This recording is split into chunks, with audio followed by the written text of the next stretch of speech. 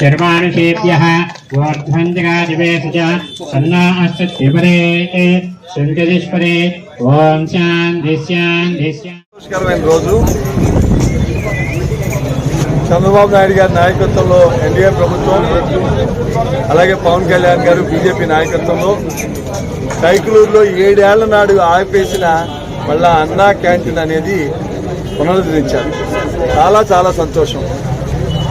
ఎందుకంటే ప్రభుత్వాలు మారచ్చు కానీ మంచి కార్యక్రమాలు చేస్తానికి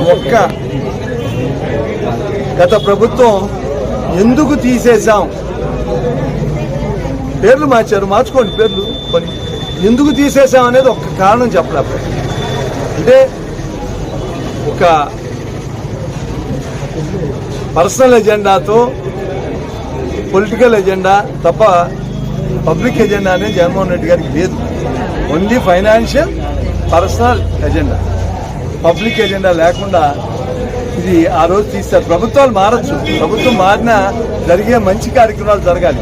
పేదవాడికి పట్టి అన్నం పెట్టే కార్యక్రమం స్టార్ట్ చేసింది చంద్రబాబు నాయుడు గారు అవ్వచ్చు, నువ్వు కంటిన్యూ చేయకోకుండా చేసి ఇవాళ మళ్ళా 7 ఏళ్ల తర్వాత ఒక పండగ వాతావరణంలో అందరూ కూటమి నాయకులు అందరూ వచ్చి వాళ్ళ మళ్ళా అన్నా క్యాంటీన్, ఎవరైతే సమాజమే దేవాలయం ప్రజలే దేవుళ్ళని మొదటిసారి కూడు గుడ్డ నీడ అనే పేదవాడికి ఉండాలి అని తీసుకొచ్చిన పెద్దలు గౌరవనీయులు, ఈ తెలుగు జాతి ఉన్నంతకాలం గౌరవించవలసిన వ్యక్తి, గుర్తించే వ్యక్తి ఎన్టీ రామారావు గారి పేరు మీద అన్నా క్యాంటీన్ వాళ్ళు స్టార్ట్ చేయడం చాలా చాలా సంతోషంగా ఉంది.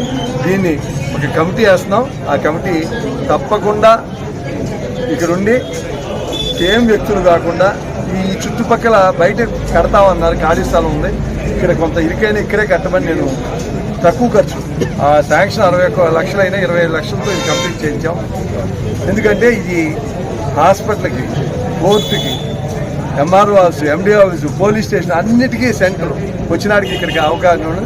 అలాగే నేను దీని ద్వారా ప్రజలకి విజ్ఞప్తి చేసేది ఏంటంటే, ఎవరన్నా పుట్టినరోజు లేకపోతే ఇంకో శుభకార్యాలు, పెళ్లి అలాంటి కార్యక్రమాలు ఉన్నప్పుడు వచ్చి వాళ్ళ పేరు మీద ఆ ఉదయం ఆ 1500 కట్టేస్తే ఆ 300 మందికి వాళ్ళ పేరు మీద భోజనాలు టిఫిన్లు పెడతారు. ఎవరైనా చేసుకోవచ్చు.